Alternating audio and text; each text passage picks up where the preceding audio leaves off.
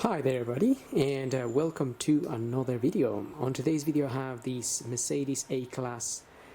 This is an AMG version 2016, and basically I'm going to be changing the front discs and pads. So the parts that I've got for this particular model are these ones here. These are the pads in here. That's the ones that I got. Blueprint is a good make, maybe a little bit more expensive than the other ones, but things fit quite nicely. So those pads are these ones here. They come like this, ready to fit. So you get obviously a set, and you're gonna have some of these as well. This is there's 4 bolts here.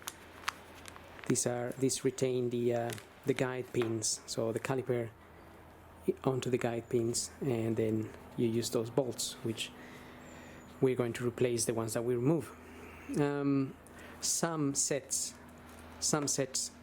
of pads, they don't supply new bolts, so you can always reuse your bolts.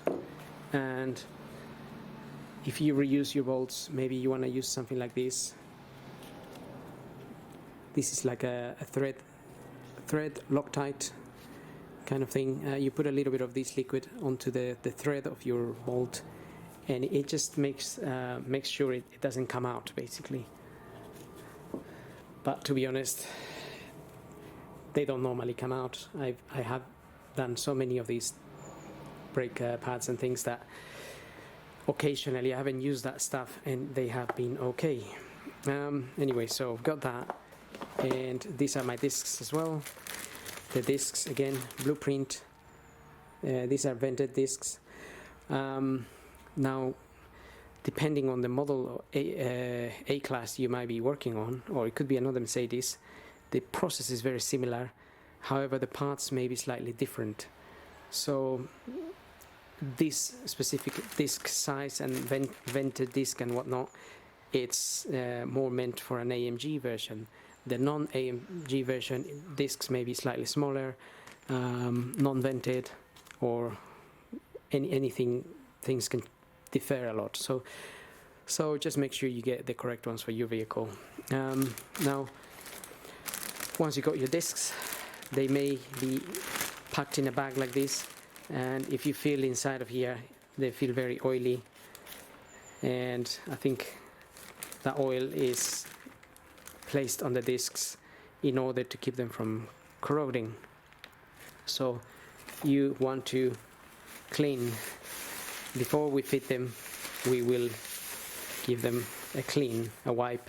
You can use some brake cleaner on them as well, so because that brake cleaner gets rid of grease or any oil. So I'm going to prepare that, and the first thing we are going to do in order to get these pads changed is we are going to open the brake fluid reservoir. So you want to get your bonnet open, and I sure hope you know how to open your bonnet if you're going to tackle something like this.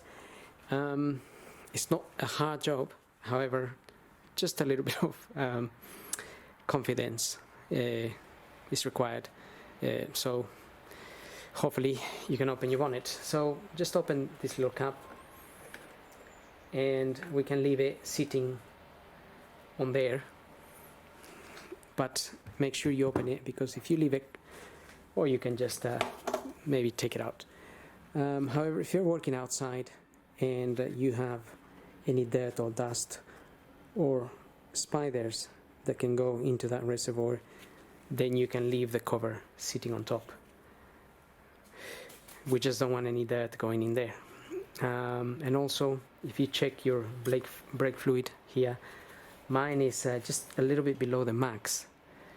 So I'm going to be pushing the pistons back into the calipers, and that fluid is going to come up here.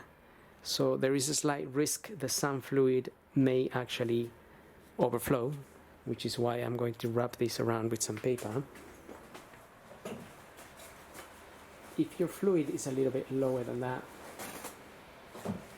then it shouldn't really overflow. However, just to be cautious, a little bit of paper there, because if that overflows a bit, that fluid will go all the way down into the metal and whatnot, chassis and everywhere, and it's a little bit corrosive. So if that happens, also, this will absorb a little bit, but you may still have some. You can always wash it with water afterwards. So, having said that, one more thing I forgot about the side that I'm going to do has a sensor. The sensor that detects when your pads are thin, and then you get a message inside of the car. In this case scenario, I don't have a message. I'm just changing them as routine. But we always replace this little sensor. So that is the one I got. It's a Febby Bilstein, and this good make as well. They usually fit quite nicely, just like the genuine stuff. So now I'm going to get the car up, and we're going to tackle the side that has the sensor. So if you're working by yourself outside in your driveway or somewhere, you will need to jack up the car, and you can do one side first and then the other side. So I've removed the wheel, which is held in by 17 mil bolts, and then you need your locking key for the locking wheel nut there. And I'm gonna start just by removing this Torx screw here. This usually gets tightened to 10 Newton meters, and hopefully it wouldn't be too tight in there, but sometimes with time it gets corroded and they can be a bit of a pain to remove. They can get damaged and whatnot. So I'm just gonna put something through here to lock this disc from moving.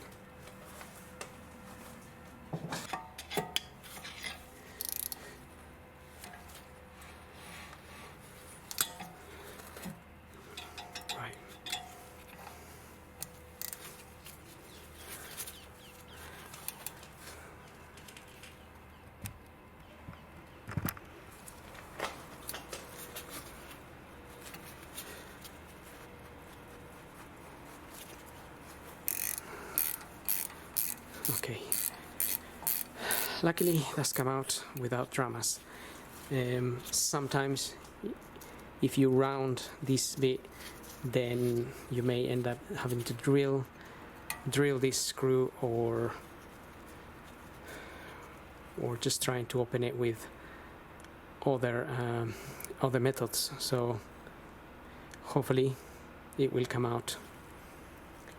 And when we put this back in the new disc, you could always put a little bit of grease on that and save the next poor sod that has to do this. Right, with that out of the way, we can concentrate on the rest here. So we're gonna need a 13 mil in order to open this.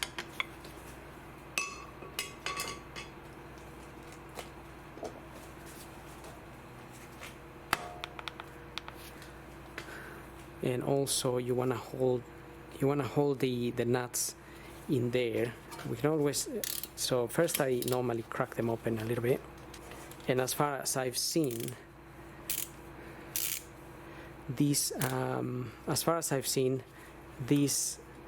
get tightened to 35 Newton meters. And if you can see that, so when you turn that, the nut rotates. So let me focus a little bit on there. So as you turn that, that also turns, so you just want to hold it. And I think usually a 17 mil fits, but the only thing about that is it's gotta be a skinny 17 mil. That is it, a 17 mil even? I can't get it in there because it doesn't fit in. It needs to be quite, this bit needs to be quite skinny, which is why I don't normally use a spanner. I just normally use one of these. So I hold it there,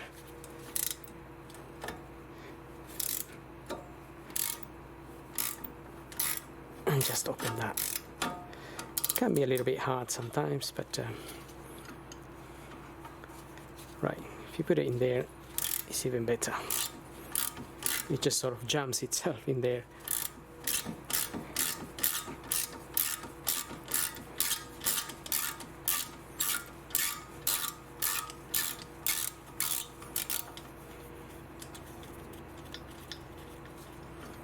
And we have new of these ones, so we can dispose of that one.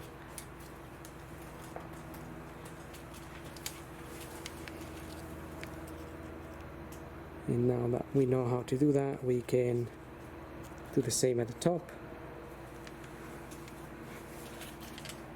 So, like I said, I normally just crack them open until that starts turning a little bit.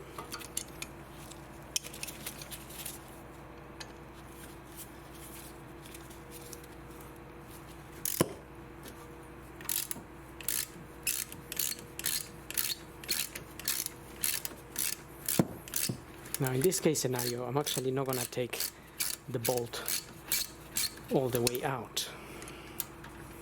In fact, I should have just left this one in a little bit for the time being, because what I want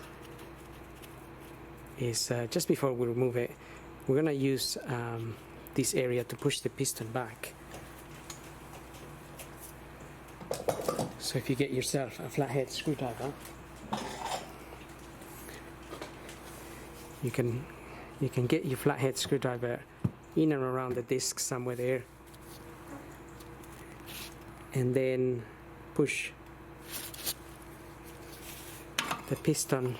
Well, we're pushing the caliper this way, and the piston is going in. So as you go, you will have a little bit more room.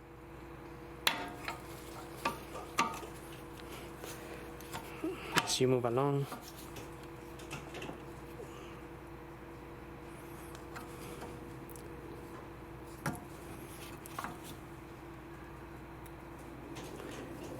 As you can see, it's going, that piston there is going in. And also we want to remove this sensor, because we're going to replace it. You don't really have to take it all the way out if you don't want to, because we're going to change it anyway, but I'll just take it out for the purpose of showing you how that goes back in there.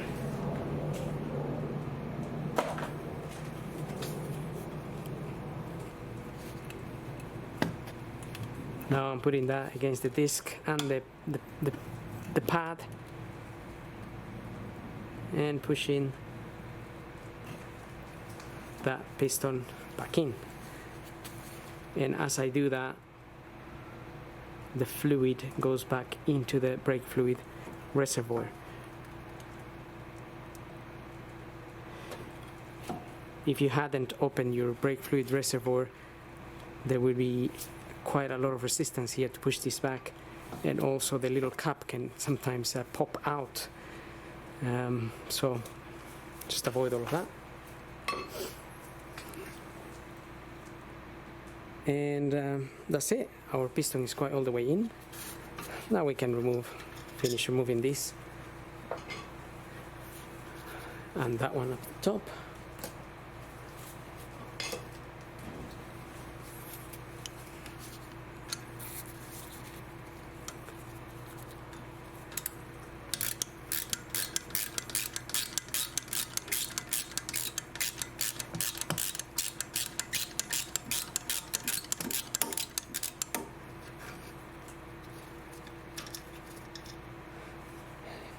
if you get yourself something like this, we can hang this caliper on the suspension up here, because now we're ready to remove it.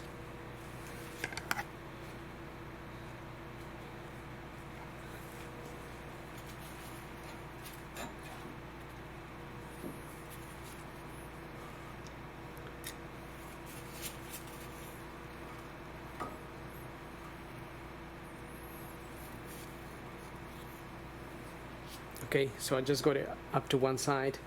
Just looking after this hose here, this brake line hose there. Try not to bend it too much, or try not to let it hang with the weight of this caliper, and it's just hanging up here in the meantime. So that gives us plenty of room to keep working. Down here we can then take the pads out. These pads are not exactly worn all the way, to be honest, but we are changing them because the discs were looking a little bit scratched or scored.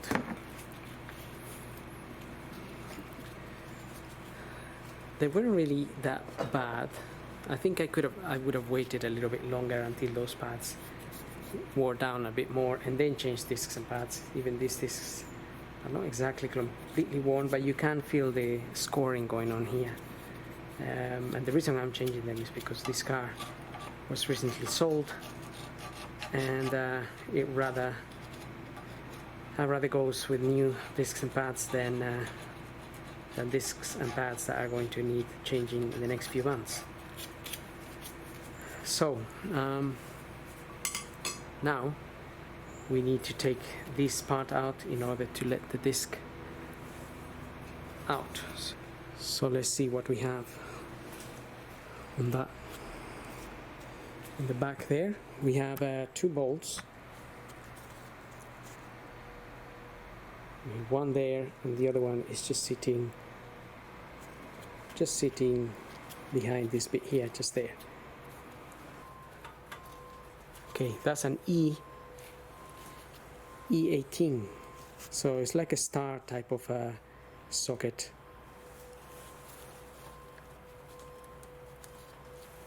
It's not a normal type of bolt. So this is the kind, an E18, that goes in there, and these are normally tightened to, I think it was 130 Newton meters.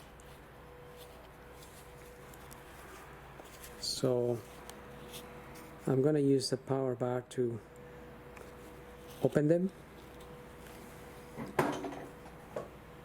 just making my life a little bit easier. Probably you don't need I would probably normally use the air gun to do it faster, but I'm just trying to use conventional tools, so because not everybody has power bars sitting about.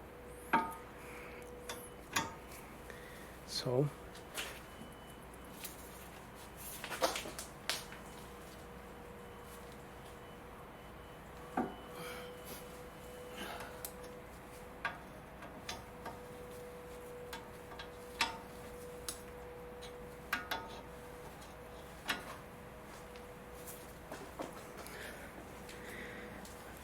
got that loose, and we're gonna do the same with the top one.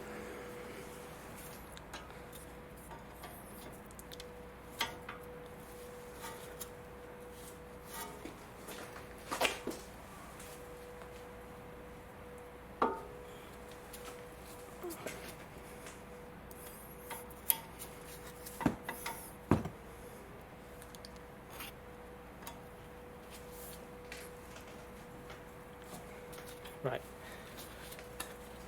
Once you lose it, you can then use your ratchet.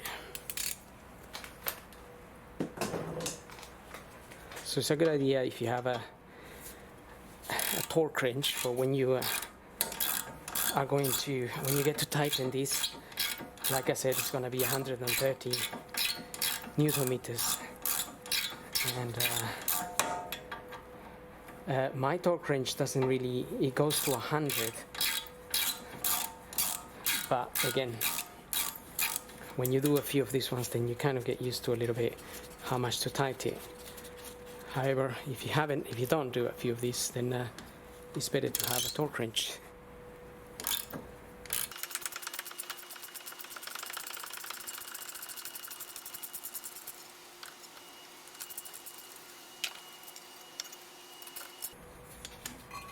That's it. Take that caliper carrier out, and you can take the disc out. And now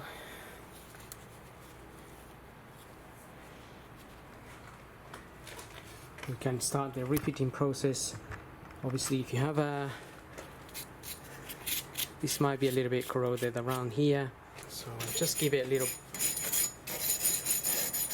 brush. Just get rid of a little bit of the superficial corrosion there. Nothing else. I know many people may not really do this anyway, or may say it's completely unnecessary, but why not while we're here, just to give it a little clean.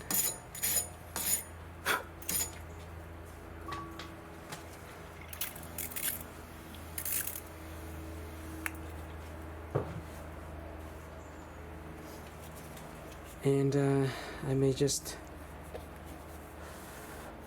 put a little bit of copper grease around this area.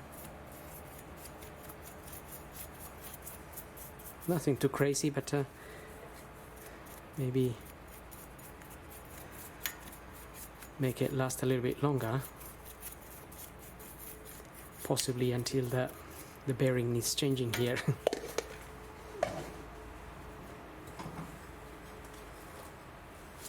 And if you have your disc and you've already cleaned it, then you can fit it,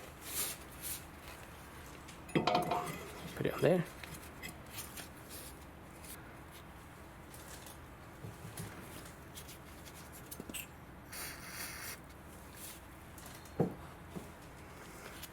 So I just put a little bit of just a bit of white grease or any multi-purpose grease in there.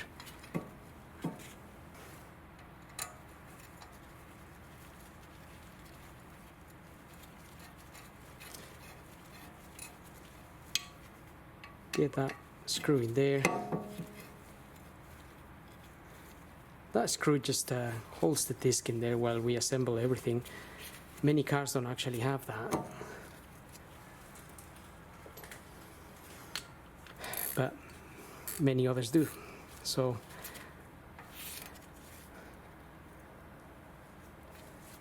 not tight at all. So like I said, 10 Newton meters.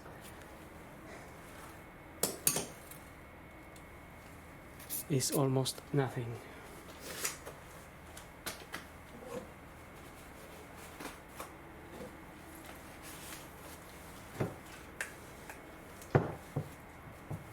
So don't forget to keep your disc clean and free from grease and whatnot, because you may actually touch some grease or whatever from doing this work, because there is grease here, there is grease all around, so just want to make sure it's free from grease. And that is that now. So what we can do now is also prepare our caliper carrier that is down there. So what I want to do with it is just I want to give it a good wire brush, and don't forget to use a mask and whatnot if you're working with these kinds of things, because it's a lot of dust that gets produced. And be careful with these rubbers here.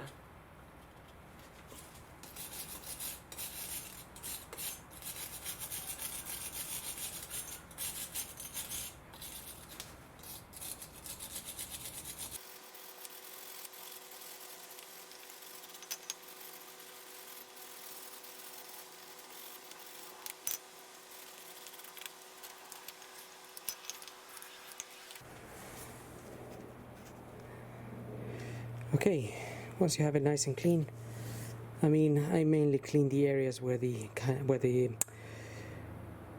pads slide. That's my aim, really, to get any corrosion or any dirt, any stuff that forms in there.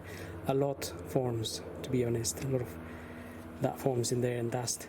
Now these bits here, they have this. Let's get a bit of light here. So these parts here, these rubbers here, you want to make sure, you want to check them for any parts that may be torn or something, because you don't want any air or any water going inside of these guides. So we can actually take them out. Just have a look. They should have some grease in there, but technically these rubber boots here, or dust covers, or whatever they're called, you want to make sure they are in good condition. And when you're wire brushing these, you don't want to you want to try not to pierce the rubber, because those wire brushes are very strong, so you could pierce them. So just make sure you stick to the sides and things, and don't pierce those. Same applies to the actual caliper. So when we clean the caliper, right, so that's where the caliper is.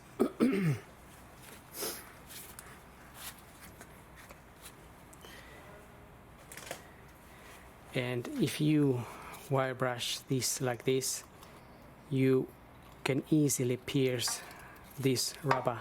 And this rubber protects this piston from any water and things like that.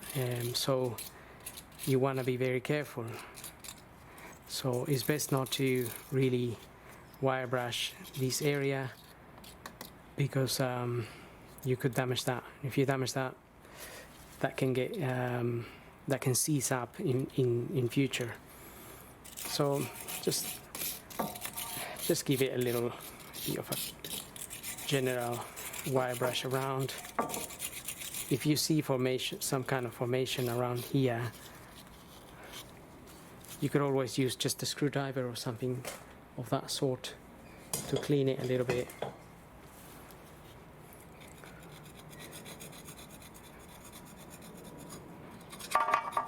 Just being careful not to damage that protection rubber there. It is a strong rubber, very strong, however not strong enough to cope with a wire brush. So that's it really. I mean, this isn't too bad, to be honest. This car is only done 35,000 miles or so, so it's not as terrible as it would be as a car of 130,000 might look. But having said that, sometimes low mileage cars can develop a lot of corrosion as well, because they're only sitting about, they're not being used.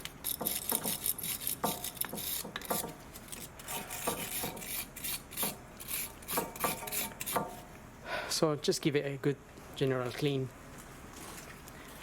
and then you can rinse it.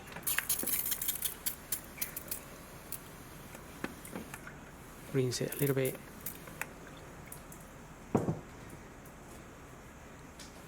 And we should be good to go. So now I'm going to fit my caliper carrier back on here.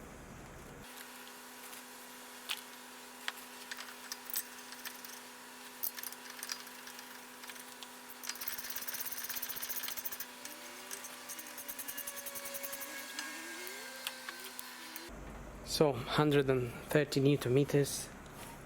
Oops, the other way. But I haven't got, like I said, a torque wrench, so if you have one, just use it. I'm just using my power bar here to close it.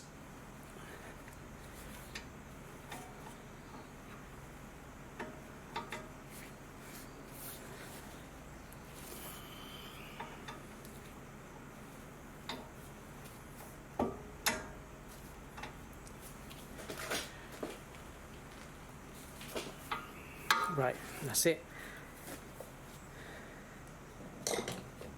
Now we can fit our parts.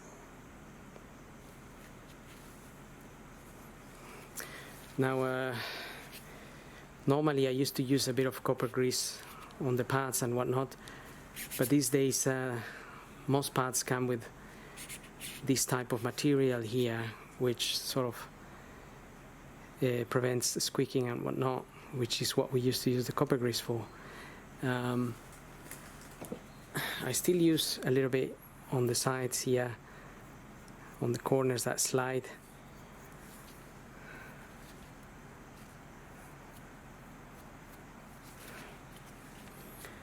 So you just go ahead and fit that in there.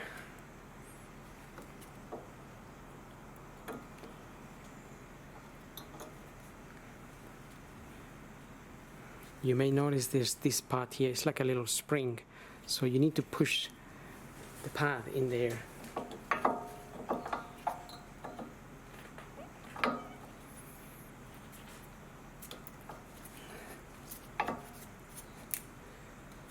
So you need to sort of push it forwards on a slightly angle and then push it in. Okay, same on this one, just put a little bit of copper grease on the edges, and you have to push those pads.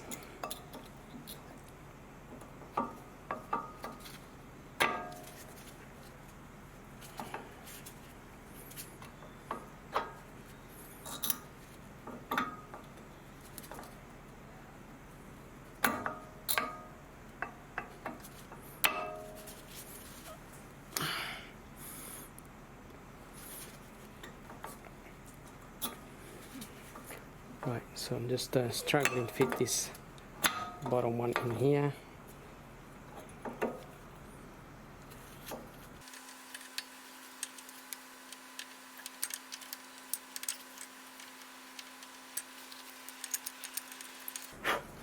It could be that a little bit of corrosion is formed around the edge there, and it's not letting me fit the pad properly. So these are the little things that sometimes we face.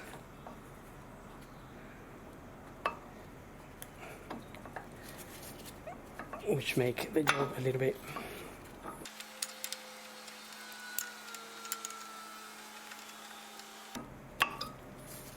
okay. That is in now.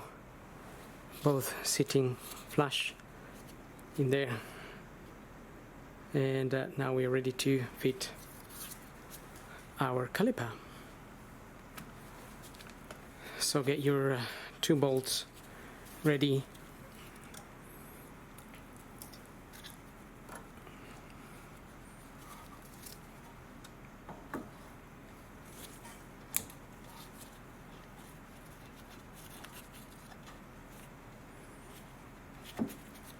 That should fit straight in there.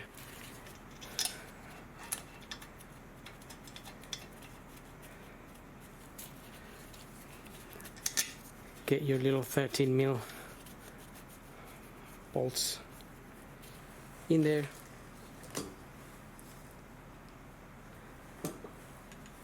and same kind of a procedure I use for tightening this. I just hold that with this.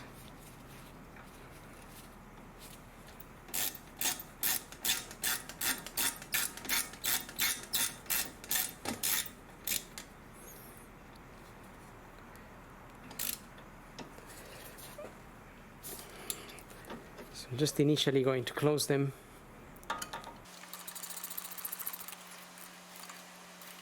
And I have my torque wrench here set to 35 Newton meters.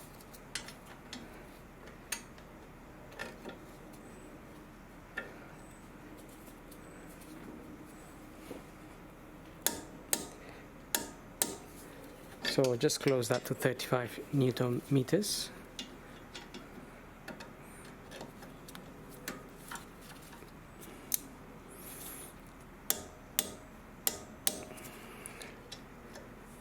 And that's it. So now we have one sensor to fit in there, and we can do that now.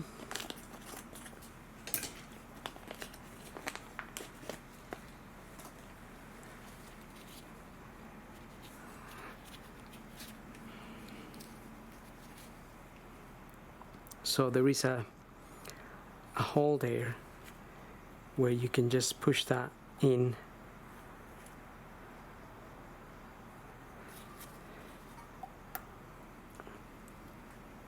Just push it in there and it will kind of click in there, and then you can just push this one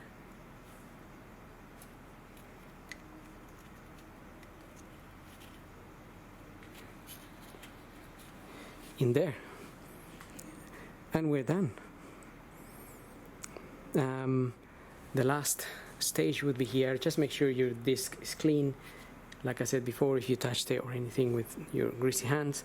The last thing will be, I'm gonna fit the wheel back, lower the car, check the brake fluid reservoir after I do the other side, of course. So I'm gonna go ahead and do the other side now, get the car down, and then I'll see you there. So one last thing before I put the wheel here, I usually put copper grease around this area. As you can see, I already done it. And I also, these are the studs or the bolts that go in here holding the wheel, and also put a little bit of grease on them as they are starting to corrode a little bit with time. So a little bit like this helps.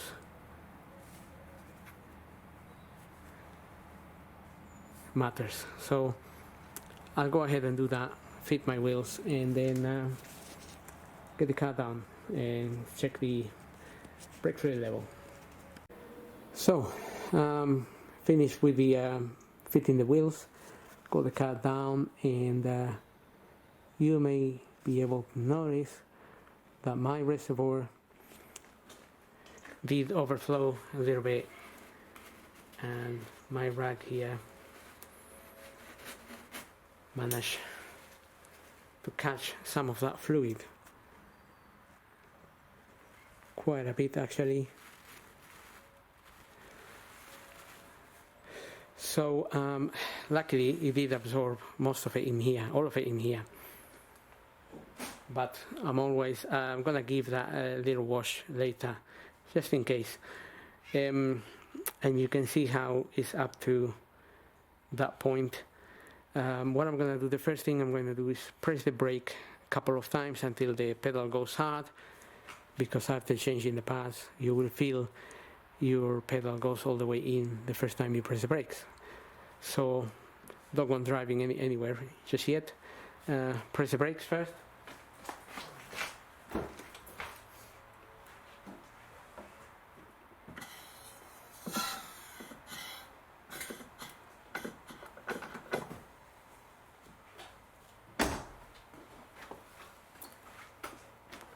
Okay, so as I press the brakes, you may have noticed the brake fluid went down a little bit, and now it's somewhere up here. So it's a little bit overfilled. The max line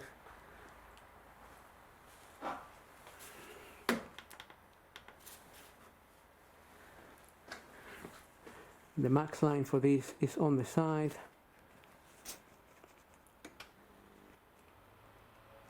It's right there.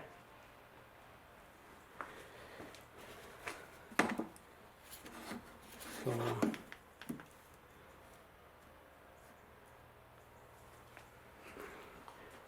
little bit better, you can see. However, my fluid is up to the neck here, and what I'm gonna have to do is just suck a little bit of that fluid and dispose of it, just a little bit, because now that we have new pads in the front, we can leave this at the max. So I will suck it until I'm at the max, and then put your cover back on, and you're pretty much done. So having said all of that, I hope the video helps. If you have any questions, if you have any points or any advice for me as well, by all means, put it in the comments. I do like critical advice sometimes, so that way I also learn from people that perhaps have more knowledge out there. So I hope the video helps. Don't forget to subscribe, and we'll see you on the next video. Thank you for watching.